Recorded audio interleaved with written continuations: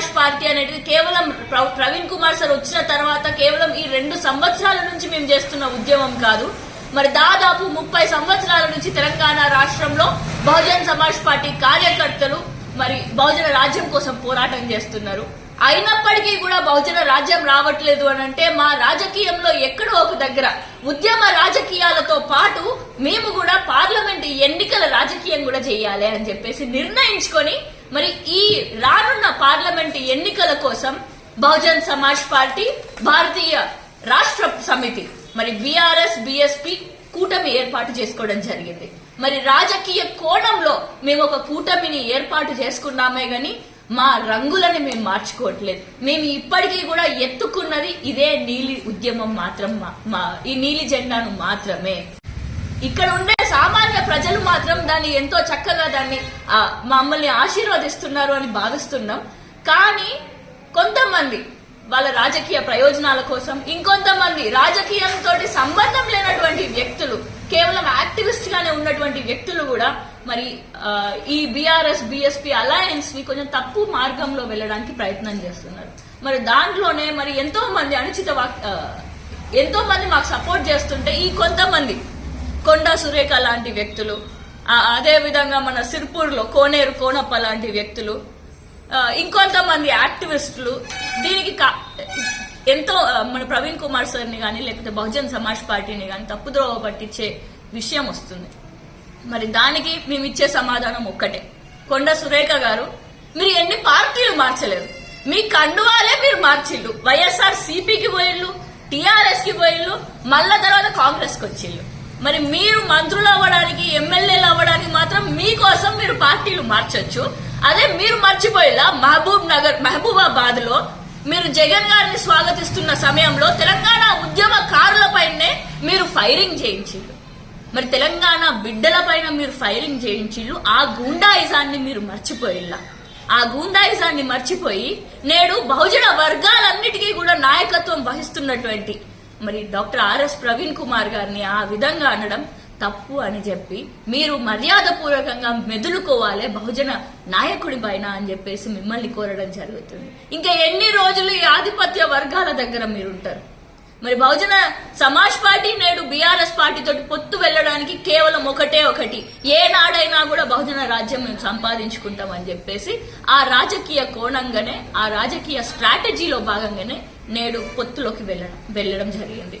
అదే విధంగా మరి ఇంకొంతమంది డాక్టర్ ఆర్ఎస్ ప్రవీణ్ కుమార్ గారు అమ్ముడు వెళ్ళితే ఆయన ఎంపీ అవ్వడానికో లేకపోతే ఒక్క వ్యక్తి గురించి కాదు బహుజన్ సమాజ్ పార్టీ ఉన్నది అని చెప్పి నేడు మీరు అందరూ కూడా గుర్తుంచుకోవాలి. అదే వ్యక్తి నేడు డాక్టర్ ఆర్ఎస్ ప్రవీణ్ కుమార్ గారినే ఇదే కాంగ్రెస్ పార్టీ మీకు టీఎస్పీఎస్సీ చైర్మన్ గా ఇస్తాము అని చెప్పేసి వాళ్లే అనడం జరిగింది. అయినా కూడా బహుజన రాజ్యం కోసం ఆయన కాంగ్రెస్ పార్టీకి కానీ లేదా టీఎస్పీఎస్సీ చైర్మన్ కమిటీగా ఉంటే మరి బహుజన రాజ్యం కోసం బహుజనుల కోసం పోరాటం చేయలేమని చెప్పేసి నేడు ఎన్ని ఉన్నత మంత్రి పదవి వచ్చినా కూడా నాకు అవసరం లేదు అని చెప్పేసి మరి వారిని అలాంటి పదవులని సైతం త్యాగం చేసి వదులుకొని మన రాజ్యం కోసం వస్తున్నారు. మరి వీటన్నిటినీ కూడా ప్రజలందరూ కూడా చూస్తున్నారు, గమనిస్తున్నారు. మరి మీలాంటి చెంచాగిరి చేసే వారి మీ ఆలోచనలు కాదు మాకు కావాల్సింది, మాకు ప్రజల అంగీకారం కావాలి. మరి రానున్న పార్లమెంట్ ఎన్నికల్లో కూడా మా ప్రజలు, మా బహుజన వర్గాలన్నీ కూడా ఆశీర్వదిస్తాయి అని చెప్పేసి మేమందరం కూడా కోరుకుంటున్నాము. అదే విధంగా మరి రేవంత్ రెడ్డి గారు కూడా ఒక్కసారి గుర్తు తెచ్చుకోండి, ఇదే రేవంత్ రెడ్డి గారు టీడీపీలో ఉన్నప్పుడు కాంగ్రెస్ లో సోనియమ్మ గారినే బలిదేవతగా చూపించింది. మరి ఆ బలిదేవత అని చెప్పేసి చెప్పిన రేవంత్ రెడ్డి గారిని నేడు మన తెలంగాణ రాష్ట్రానికి కాంగ్రెస్ నుంచి ముఖ్యమంత్రిగా చేసిండు. మరి ఆనాడు మీరు చేసిన వాక్యాలు మీరు మర్చిపోయిల్లా? మరి నేడు మా బహుజన్ సమాజ్ పార్టీ వ్యక్తులను ఎప్పుడు దూషించాం. మేము ఎప్పుడైనా కూడా బహుజన రాజ్యం కోసం మరి బహుజనుల పైన అన్యాయం జరిగితే ఇప్పటికీ కూడా ఎవరు అన్యాయం చేసినా మేము వాళ్ళని వాడి పైన మాట్లాడుతూనే ఉంటాము అని చెప్పి తెలియజేస్తున్నాను. అదే విధంగా మన జాతీయ రాజకీయాల్లోకి వస్తే మరి కూటమి అనేటిది ఒక చిన్న చూపుగా మీరు చూస్తున్నారు కదా కాంగ్రెస్ ప్రభుత్వం. మాకే కదా. మరి మీకేం బలం ఉన్నది అని చెప్పి మీరు ఇండియా అలయన్స్ లోకి పోయిళ్ళు.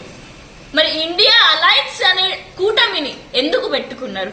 మరి ఆ ఇండియా కూటమి అనేది కాంగ్రెస్ పార్టీ మీరు పెట్టుకున్నారు. మరి ఇప్పుడు మేము బీఎస్పీ బీఆర్ఎస్ కలిసి ఒక కూటమి పెట్టుకుంటే ఇది తప్ప? మరి మీ ఇండియా కూటమి నుంచే మన బీహార్ నిషిత్ కుమార్ గారు బీహార్ ముఖ్యమంత్రి గారు ఆయన మళ్ళీ ఇండియా కూటమిని వదిలేసుకొని ఎన్డీఏ కూటమికి పోయారు. అదే విధంగా మన కేరళలో సిపిఐ కాంగ్రెస్ పార్టీ అక్కడే వ్యతిరేకంగా ఆపోజిషన్ గా ఉండే క్రమంలో మరి ఇండియా కూటమికి పోయినప్పుడు మరి కాంగ్రెస్ సిపిఐ అక్కడ కేరళలో ఏ విధంగా ఆపోజిషన్ లో ఉంటున్నారు. మరి ఈ విధంగా గమనిస్తే మరి మీ కూటమికి తప్పు లేనప్పుడు మా కూటమికి తప్పు ఎందుకు వస్తుంది? మరి ముందు మమ్మల్ని మా దగ్గర మీరు ఏళ్ళు చూపిస్తున్నారంటే మిగిలిన 4 ఏళ్ళు అది మీ దిక్కు కూడా చూపించుతున్నాయని చెప్పేసి తెలంగాణ కాంగ్రెస్ ప్రభుత్వాన్ని తెలంగాణ కాంగ్రెస్ నాయకులందరూ కూడా గుర్తించుకోవాలని చెప్పి తెలియజేసుకుంటూ మరి రానున్న రోజుల్లో తప్పకుండా మరి తెలంగాణ రాష్ట్రంలో జరిగేటటువంటి పార్లమెంట్ ఎన్నికల్లో ఈ బీఆర్ఎస్ బీఎస్పీ కూటమిలో బరాబర్ బహుజన తెలంగాణని చూస్తారు అని చెప్పేసి కూడా మీ అందరికీ తెలియజేసుకుంటూ ఒక గొంతుక మన బహుజన నాయకులకి ఒక గొంతుక ఉండాలి అని అంటే తప్పకుండా బీఎస్పీ బీఆర్ఎస్ కూటమిని ప్రతి ఒక్కరు స్వాగతించాలి.